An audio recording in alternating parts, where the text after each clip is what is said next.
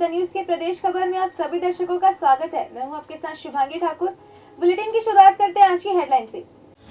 छत्तीसगढ़ में मंगलवार को मिले 856 नए कोरोना मरीज। साल 2021 में पहली बार रायपुर में 300 से ज्यादा नए केस।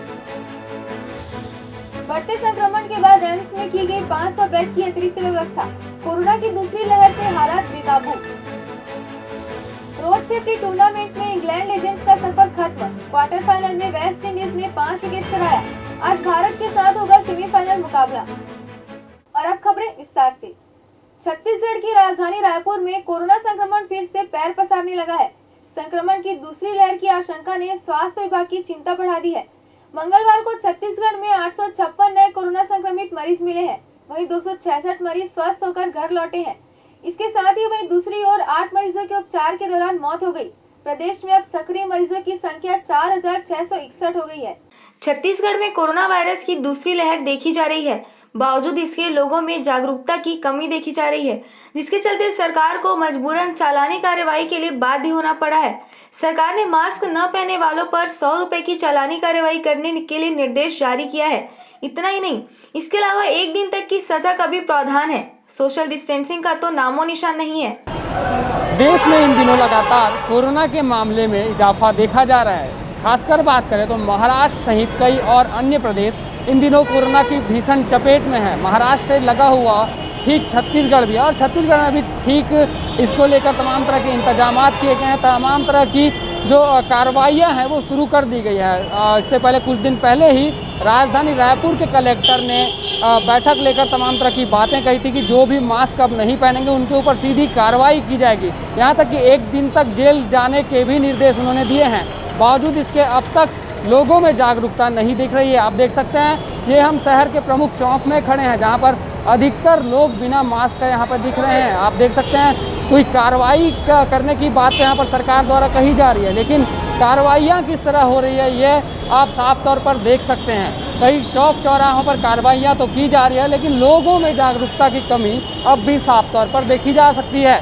आइए कुछ लोगों से ही जानते हैं कि क्या कुछ कहना है मास्क को लेकर। आपको पता नहीं है मास्क पहनना है, क्या कहना चाहेंगे? नहीं भाई कुछ। जी भाई साहब, आप मास्क नहीं लगाए हैं, कुछ कहना चाहेंगे? क्या आपको कोरोना का डर नहीं है? है ना भैया, अभी काफ़ी इजाफा हो रहा है। महाराष्ट्र की बात करें तो इन दिनों काफ़ी चपेट में हमारा छत्तीसगढ़ में भी लगा हुआ इलाका है। क्या कहना चाहेंगे? आपको डर नहीं लगता कोरोना से? लगता है ना भैया।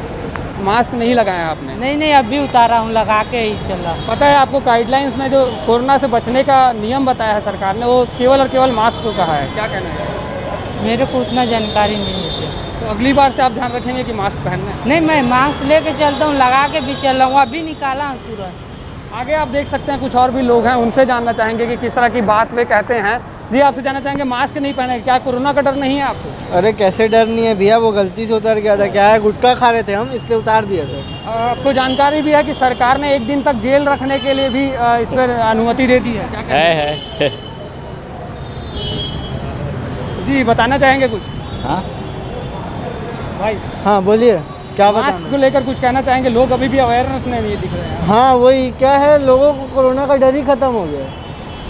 लोग मतलब सोच ही नहीं पा रहे हैं कि ये कोई डरने वाली चीज़ है। लोग इसे हंसी मजाक में ले रहे हैं। 100 रुपये की फाइन ली जा रही है सरकार के द्वारा। 1 दिन तक जेल डालने के भी निर्देश दे दिए गए हैं, लेकिन अब भी लोगों में जागरूकता नहीं दिख रही है। क्या कहना चाहेंगे?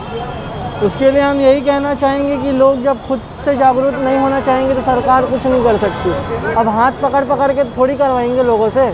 लोगों को खुद जागरूक होना पड़ेगा उस चीज़ के लिए।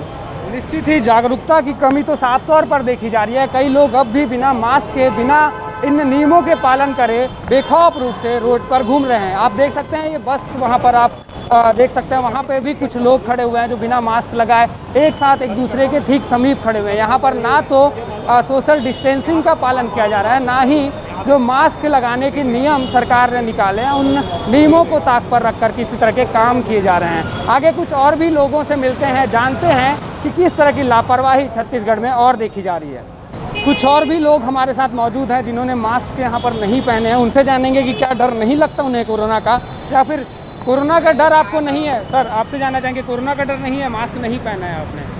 नहीं भैया, पहना मास्क पहना हूँ। सरकार के द्वारा 1 दिन तक जेल की भी चेतावनी दी गई है, बावजूद इसके लोगों में सुधार नहीं तो भाई मेरे को देख के बोल रहे हो, और कोई कितने जाने उनको और भी बोल। बाकी सभी को लेकर मैं बोल रहा हूँ कि किसी में भी जागरूकता नहीं दिख रही है। लोग जब खुद जागरूक नहीं होंगे तो दूसरे कैसे? हाँ, ये बात सही बोल रहे हो आप, कोई जागरूक नहीं है।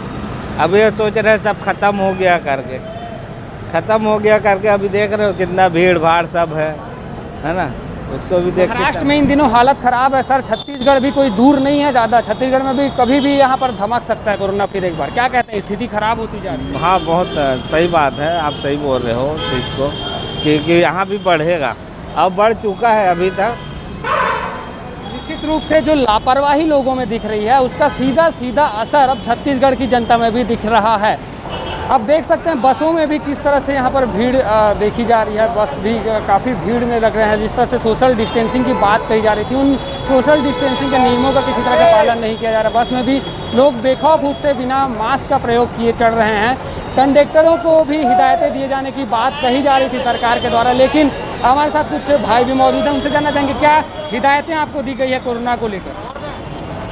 बीच में कुछ महिलाएं आ रही थी यहाँ पे मास्क चेक करने के लिए, जो भी मतलब मास्क वास्क नहीं लगा रहे उनका चालान वालान बन रहा था, लेकिन अब कुछ दिनों से नहीं आ रहे हैं तो पब्लिक वासी फिर से उनको जान रहे हो, पब्लिक तो भी मानते नहीं है बात। जब तक कोई जागरूकता की कमी साफ तौर पर है। हाँ, जागरूकता की कमी है।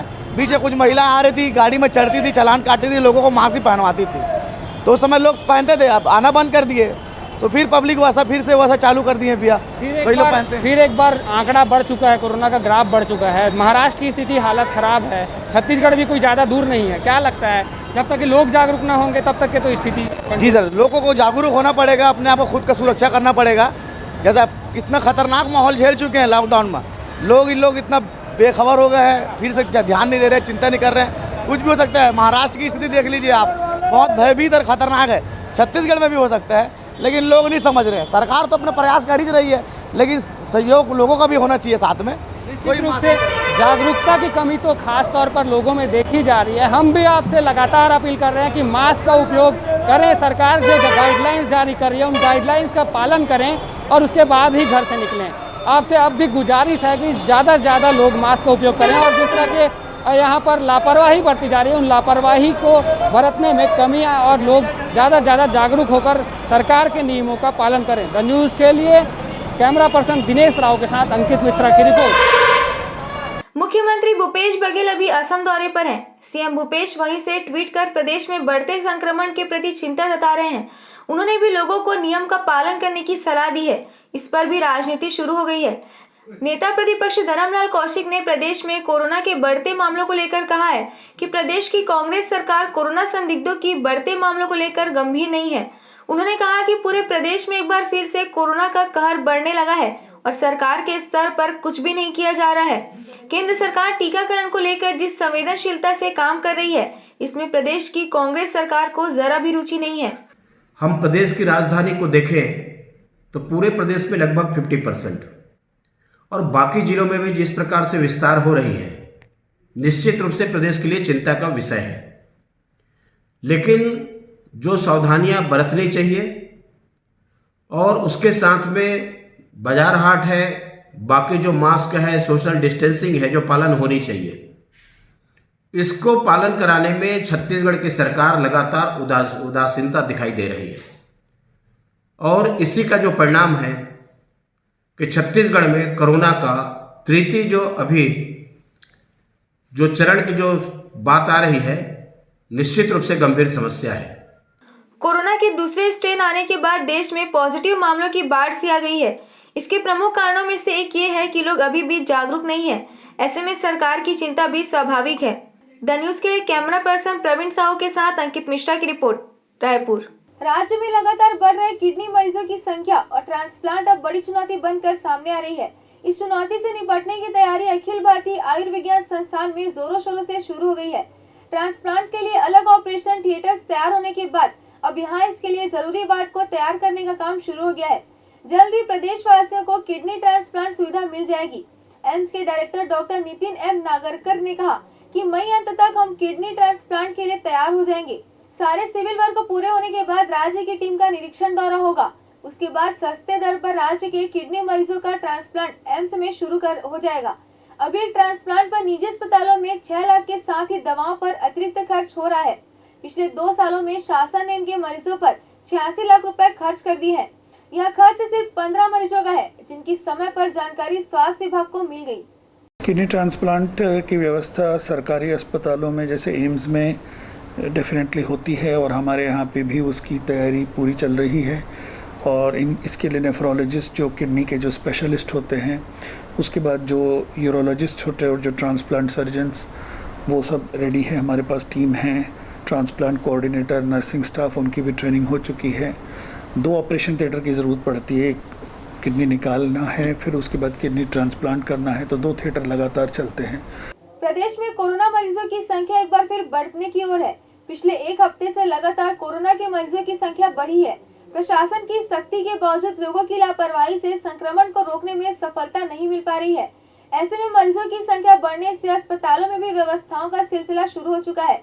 इन दिनों कोरोना के ज्यादातर मरीज एम्स में अपना इलाज करवाना चाहते हैं। एम्स के director doctor Nitin M Nagarkar ने बताया कि छत्तीसगढ़ ही नहीं, अन्य राज्यों में भी कोरोना की दूसरी लहर देखी जा रही है।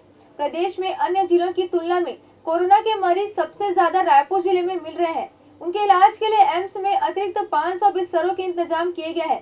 जरूरत पड़ने पर इसका उपयोग किया जाएगा। उन्होंने कहा कि प्रदेश में कोरोना मरीजों के बढ़ने की आशंका पहले से ही थी, इसलिए एम्स ने पूरी तैयारी कर रखी है। संक्रमितों की संख्या बढ़ने, बिस्तरों की संख्या भी बढ़ाई जाएगी। देखिए, तैयारी तो पहले से ही रखी थी कि शुरुआत में जब हम लोग ने 500 बेड्स रख दिए थे लगभग कोविड के लिए और लगभग 500 रखे थे अपने अन्य सर्विसेज के लिए, तो वो तो अन्य सर्विसेज तो नॉन कोविड तो जारी है। कोरोना के केसेस एक वक्त 400, 450, 500 तक भी चले गए थे कोविड पॉजिटिव जो एडमिटेड थे, और घटते घटते अब 100 से कम हो गए थे, 50 से भी कम हो गए थे। लेकिन पिछले 3-4 दिनों में हमने देखा कि लगभग फिर 90 के आसपास, 90 और 95 के आसपास अभी total Covid positive patients admitted है। हमने ऑलरेडी अलग से वार्ड पहले से ही उसमें रेडी करके रखे थे। किसानों में जैविक खेती के प्रति दिलचस्पी बढ़ाने और उन्हें प्रोत्साहित करने के लिए छत्तीसगढ़ सरकार प्रयासरत है।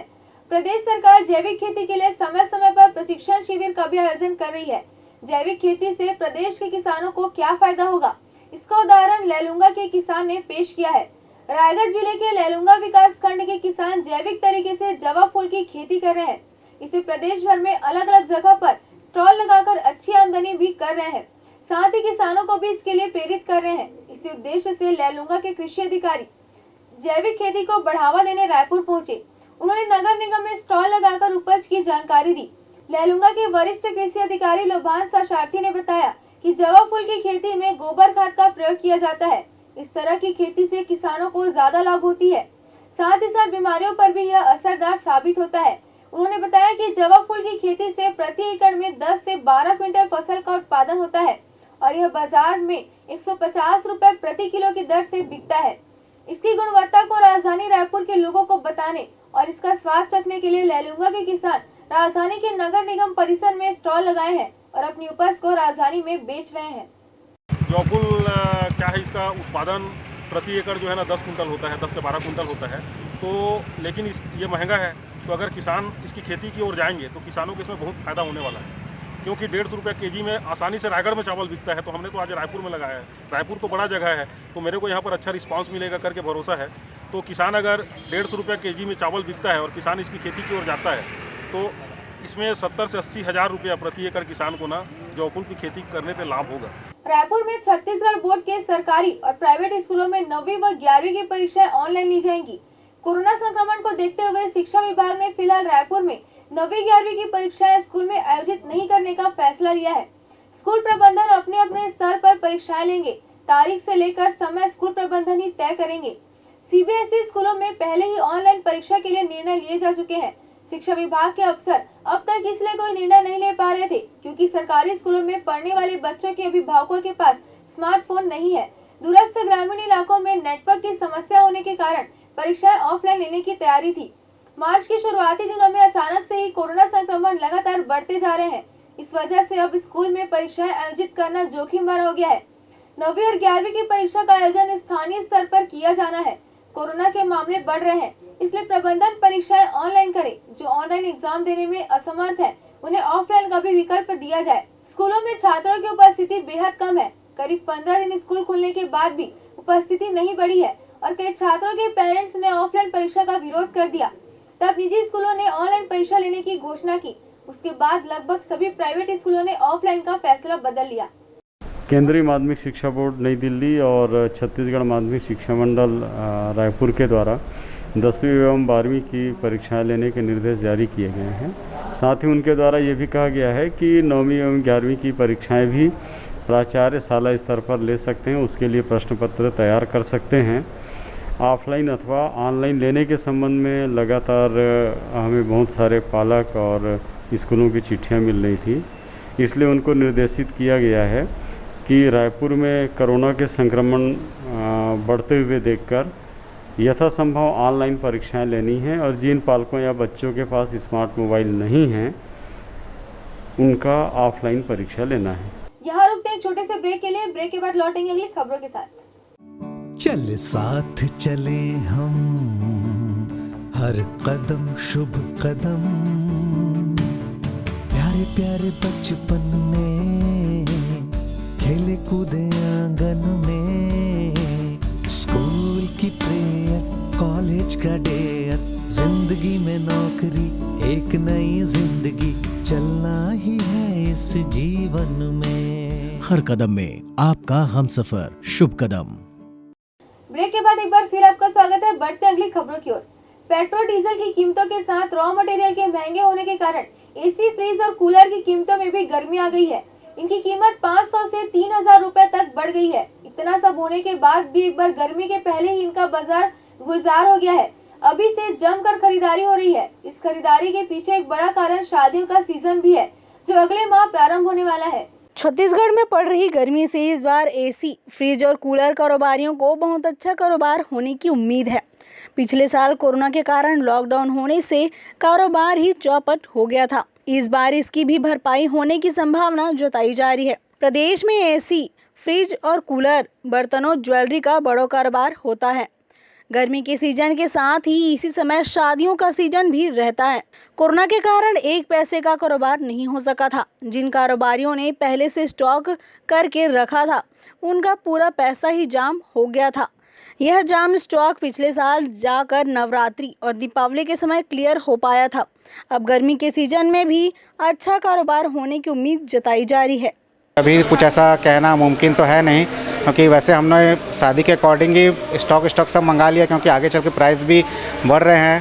पर अब देखते हैं क्या होता है, क्योंकि कोरोना का अगर फिर से पीक स्टार्ट हो जाता है तो फिर लास्ट सीजन में भी ऐसे ही बिल्कुल समझ लीजिए कोरोना के बाद से तो हमने कुछ ऐसा व्यापार किया ही नहीं, और इस साल भी अगर वैसे ही रहेगा तो फिर समझ लीजिए कि ये इस इंडस्ट्री के लिए तो बहुत ही नुकसानदायक रहेगा। इसके लिए गवर्नमेंट को सोचना चाहिए, कुछ ना कुछ उनको ऐसा करना चाहिए जो हेल्पफुल रहे। एसी कारोबारियों के मुताबिक प्रदेश 1 मार्च से इलेक्ट्रॉनिक आइटम ओ में 8 से 10% रेंट में वृद्धि हुई। एसी, फ्रिज और कूलर पर इस समय महंगाई की मार पड़ी है। कोरोना संक्रमण में लॉकडाउन की मार सराफा व्यापारी भी झेल रहे हैं। कुछ महीनों पहले सोने चांदी के भाव में तेजी से उछाल आई थी, जिसके चलते ग्राहक भी कुछ समय के लिए सोने चांदी की दुकानों से दूर हो गए थे। परंतु अभी पिछले महीनों में लगातार सोने और चांदी की कीमतों में गिरावट आने से जहां एक ओर ग्राहक खुश हैं तो वहीं दूसरी ओर सराफा व्यापारियों की परेशानियां बढ़ गई हैं। फिर भी उन्हें आने वाले महीनों में अच्छे कारोबार होने की संभावना है। खरीदारी तो चलती रहती है, खरीदारी का दिक्कत नहीं रहता है। दिक्कत रहता है कि रेट्स का, तो रेट्स जब हाई थे तब कस्टमर्स कम थे, अभी रेट्स कम हुए हैं तो थोड़े से कस्टमर्स बढ़े हैं। और चूँकि सीज़न भी है अभी इन फ्यूचर में आने वाले महीनों में तो उसका भी एक रुझान रहता है। बाजार में बढ़ती महंगाई का असर हर तरह की चीज़ों पर पड़ रहा है। वैसे ही प्रदेश में स्टील के रेंट में भी बढ़ोतरी होने के कारण बर्तनों की कीमतें भी बढ़ गई हैं। कोरोना काल में बर्तन व्यापारियों को भी मंदी के दौर से गुजरना पड़ा है। बर्तन व्यवसायी बताते हैं कि पहले जहां लोग शादियों में गिफ्ट देने के लिए 1000 रुपए के बर्तन खरीदते थे, वहीं अब महंगाई बढ़ने से उनकी पसंद भी बदल गई है। लोगों ने अपने जेब को देखते हुए बर्तनों की खरीदारी कर रहे हैं। कोरोना का इम्पैक्ट तो देखिए है ही है भाई। कस्टमर जो है थोड़ा कतराते हैं अब मार्केट में वापस निकलने से। पहले फ्री में निकल जा रहे थे बेहिचक होके, अब जैसे कोरोना बढ़ रहा है तो अभी हम बैठे ही हैं खाली, अब देख लीजिए, नहीं तो इस समय हम काफ़ी ग्राहक रहते हैं यहाँ। जब तक कम नहीं होगा तब तक मार्केट में फ्री फ्लो नहीं आएगा, कस्टमर का फुटफॉल कम ही रहेगा। वैसे तो महंगाई बढ़ने से कहा जा सकता है कि लोगों की ज़रूरतें भी कम हो गई हैं, लेकिन ऐसा नहीं है। महंगाई बढ़ने से लोगों की ज़रूरतें कम तो नहीं होती, लेकिन जनता अपनी ज़रूरतों को सीमित ज़रूर कर लेते हैं। हाँ, उसमें तो इजाफा हो रहा है, उससे तो मार्केट का हर चीज़ों की रेट बढ़ेगी, चाहे अनाज ले लो, सब्जी ले लो, या जो भी परिवहन हो के आएंगे उस पर तो उसका असर पड़ेगा ही। परचेसिंग कैपेसिटी कम होते जा रही है लोगों की, क्योंकि दाम बढ़ते जा रहे हैं, चाह के भी नहीं खरीद पा रहे हैं, या मजबूरी है हमारी कि हमको बिना एसी के ही रहना पड़ेगा या बिना कूलर के रहो। ये जनता के सामने तकलीफ तो आएंगी ही बढ़ते हुए रेट के कारण। कभी खुशी कभी गम, कभी ज़्यादा कभी कम, इस बात को सार्थक करते हुए प्रदेशवासियों में महंगाई को लेकर परेशानी भी है और खुशी भी, क्योंकि कोरोना काल में जो अर्थव्यवस्था चरमरा गई वो अब कुछ सुधर रही है। बढ़ती महंगाई की वजह भले कोरोना हो, लेकिन सरकार चाहे तो टैक्स में कटौती कर इसे काबू में कर सकती है। द न्यूज़ के लिए कैमरा पर्सन होरी साहू के साथ अंबिका मिश्रा की रिपोर्ट, रायपुर। राजधानी में नशे के काले कारोबार के खिलाफ पुलिस की सख्ती के बावजूद सौदागरों के हौसले सातवें आसमान पर है। लगातार कार्रवाई के बाद भी नशे के सौदागर बेखौफ होकर नशीली दवाओं का धंधा कर रहे हैं। पुलिस ने एक बार फिर नशीली दवाओं के साथ एक आरोपी को गिरफ्तार किया है। उसके पास से 80 बोतल नशीली कफ सिरप बरामद की गई है। रायपुर के पौष इलाकों में से एक शैलेंद्र नगर में आरोपी नशीली सिरप के साथ पकड़ाया है। कोतवाली थाना प्रभारी मोहसिन खान ने बताया कि मुखबिर की सूचना पर यह कार्रवाई की गई है। सूचना के बाद पुलिस की एक टीम शैलेंद्र नगर पहुंची थी, जहां दबिश देकर आरोपी को धर दबोचा गया। तलाशी के दौरान उसके पास से भारी मात्रा में नशीली दवाइयां जब्त हुई है। गिरफ्तार आरोपी का नाम अजय दखफानी है, जो राजधानी के अमलीडीह का रहने वाला है। उसके खिलाफ पुलिस ने एनडीपीएस एक्ट के तहत कार्रवाई की है। पुलिस को मुखबिर से सूचना मिली थी कि शैलेंद्र नगर के पास एक व्यक्ति अपने घर से codeine syrup, phosphate codeine syrup जो है बिक्री कर रहा है। इस सूचना पर पुलिस द्वारा, कोतवाली पुलिस द्वारा साइबर सेल के साथ कार्रवाई की गई है। वहाँ पे एक व्यक्ति के पास, जिसका नाम अजय दखानी है, लगभग 80 नग सीसी कोडीन सिरप की बरामद हुई है। लगभग 10,000 कीमत है इसकी। उसके विरुद्ध एनडीपीएस एक्ट के तहत कार्रवाई की जा रही है। बहुमूल्य रत्न हीरा और कोरंडम की तस्करी करते हुए बस्तर पुलिस ने 2 अंतर्राज्यीय तस्कर को गिरफ्तार किया है। इसके पास से 535 नग अपरिष्कृत हीरे और 5 नग कोरंडम बरामद किए गए हैं। पुलिस के अनुसार कुछ व्यक्तियों द्वारा अवैध रूप से हीरा और कोरंडम की तस्करी करते हुए जगदलपुर में खपाने की सूचना मिली थी। इसके बाद अंतर्राज्यीय बस स्टैंड में आरोपियों को पकड़ने का जाल बिछाया गया। सूचना मिली थी कि तस्कर बस में सवार होकर आने वाले हैं। पुलिस द्वारा गठित टीम ने बस स्टैंड में 2 संदिग्ध व्यक्तियों की पहचान कर छापा मारा। दोनों व्यक्ति बिहार के रहने वाले हैं। आरोपी जितेंद्र कुमार और उड़ीसा के मनोरंजन नायक के बैग की तलाशी लेने पर 535 नग अपरिष्कृत हीरे और 5 नग कोरंडम बरामद किया गया। आरोपियों से जब्त सामग्रियों के संबंध में पूछताछ करने पर दोनों ने कोई दस्तावेज प्रस्तुत नहीं किया। पूछताछ में आरोपियों ने बताया कि जब्त हीरे मध्य प्रदेश के पन्ना और कोरंडम उड़ीसा के काकड़ीमल जूनागढ़ के माइन से लेकर आए थे और उसे बेचने के लिए ग्राहक की तलाश में थे। जब्त हीरा 276 कैरेट और कोरंडम 99.15 कैरेट है, जिसकी अनुमानित कीमत 6 लाख रुपए आंकी गई है। तराशने के बाद इसकी कीमत लगभग 2 गुना हो जाती है। बता दें कि मामले में एक आरोपी जितेंद्र कुमार मुंबई में हीरे का कारीगरी भी है। थाना बोधघाट क्षेत्र का है, जहां सूचना प्राप्त हुई थी कि कुछ व्यक्ति अवैध रूप से बहुमूल्य रत्न हीरा और कोरंडम की जगदलपुर में तस्करी कर रहे हैं। और इस सूचना पर थाना प्रभारी बोधघाट धनंजय सिन्हा के नेतृत्व में रेड कार्रवाई हेतु टीम रवाना की गई थी। और इस टीम के द्वारा बस स्टैंड क्षेत्र में 2 संदिग्ध व्यक्तियों को रोककर जो है चेक किया गया, जिनके पास से कुल 535 नग हीरा और 5 नग जो है कोरंडम के पत्थर बरामद हुए हैं।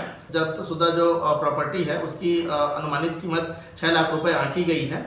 जांजगीर चांपा जिले के मुलमुला थाना क्षेत्र में 3 मासूम बच्चों के लापता होने का मामला सामने आया था।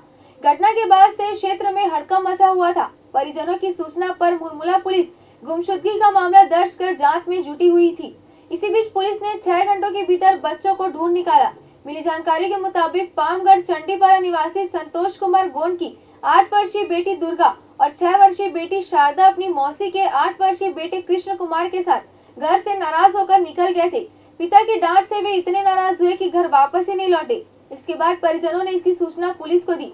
सूचना मिलने के बाद पुलिस लापता बच्चों की तलाश में जुट गई थी और कुछ घंटों में बच्चों को ढूंढ भी निकाला। बच्चे अपने नानी के घर किरारी पहुंच गए थे। बच्चों के मिलने के बाद परिजनों ने राहत की सांस ली है। बच्चों को जांजगीर लाकर चाइल्ड लाइन के सदस्यों से उनकी काउंसलिंग कराई गई, जिसके बाद उन्हें परिजनों को सौंप दिया गया है। ये बच्चे 12 तारीख से चंडीपारा के रहने वाले हैं। अपने रिश्तेदार के यहाँ सिल्ली चले गए थे, जो 13 तारीख को सिल्ली में थे। उसके बाद सुबह सिल्ली से कहीं अन्यत्र चले गए थे। इसकी सूचना बच्चों के पिता संतोष गोंड के द्वारा थाने में दिया गया, तो विधिवत अपराध पंजीबद्ध करके बच्चों की खोजबीन किया गया। जो बच्चे किरारी में अपने नानी की बहन अर्थात संतोष गोंड की जो मौसी हैं उनके यहाँ थे। संतोष उनको बच्चों को डांट दिए थे शाम के समय 12 तारीख को किसी बात को लेकर के, उसी की वजह से बच्चे घर से चले गए थे। बच्चे सकुशल हैं, बरामद हैं। महज 3 घंटे में हत्या के वारदात को अंजाम देने वाले आरोपी को पकड़कर सलाखों के पीछे भेजने में सिटी कोतवाली दुर्ग की पुलिस ने बड़ी सफलता हासिल की है। पुरानी रंजिश के चलते हरना बांध निवासी कमलेश सारथी पर धारदार चाकू से हमला कर मुरली साहू नाम के युवक ने उसकी हत्या कर दी थी।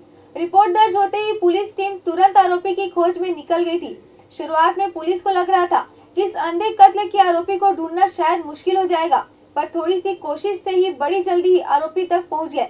एडीएसपी रोहित झा ने पूरे मामले का खुलासा करते हुए बताया कि दोनों युवकों के बीच कुछ दिनों पहले आपसी विवाद के चलते काफी लड़ाई झगड़ा हुआ था। फिर सोमवार को दोनों दोबारा भिड़ गए। इसी बीच आरोपी मुरली साहू ने धारदार चाकू से कमलेश के पेट पर चाकू से हमला कर दिया, जिससे उसकी मौत हो गई। कल शाम को लगभग 9 बजे दुर्ग थाने में रिपोर्ट आई कि हरना बांधा में मारपीट हुआ है और उसमें जो घायल व्यक्ति था जिसे हॉस्पिटल लाया गया उसका नाम कमलेश सारथी था, उसकी मृत्यु हो गई। मामले में तत्काल सीएसपी दुर्ग मौके पर पहुंचे और मौके पर पहुंचने के बाद प्रारंभिक जानकारी इकट्ठी की गई, जिसमें ये पता चला कि जो मृतक कमलेश सारथी है उसका मोहल्ले के ही रहने वाले मुरली साहू के साथ वाद विवाद पुराना था, जिसपे तत्काल टीम गठित की गई और आरोपी को रात में ही लगभग 3 घंटे के अंदर राजनांदगांव के गड्ढई से गिरफ्तार करके लाया गया है। आरोपी ने अपना अपराध स्वीकार किया है। उसने बताया कि चूंकि आरोपी और मृतक के बीच पुरानी रंजिश थी, पर चाकू से वार किया गया, जिससे उसकी मृत्यु हो गई।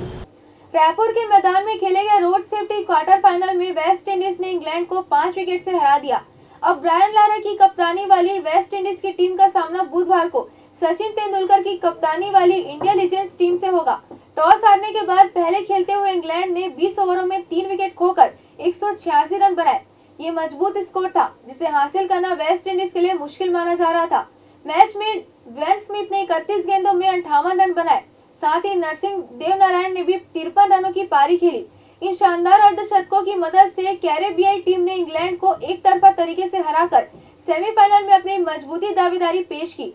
मैच में इंग्लैंड ने बेहतरीन शुरुआत की। कप्तान और सलामी बल्लेबाज केविन पीटरसन ने 38 रन बनाए। इनके 2 चौके और 3 छक्के वाले शॉट देकर स्टेडियम में मौजूद फैंस खुश नजर आए। फिर फिल मस्टर्ड ने 57 रन स्कोर किए। ड्वाइन स्मिथ ने पीटरसन को आउट करके यह जोड़ी तोड़ी। पीटरसन ने अपनी इस पारी में हर तरह के शॉट लगाए।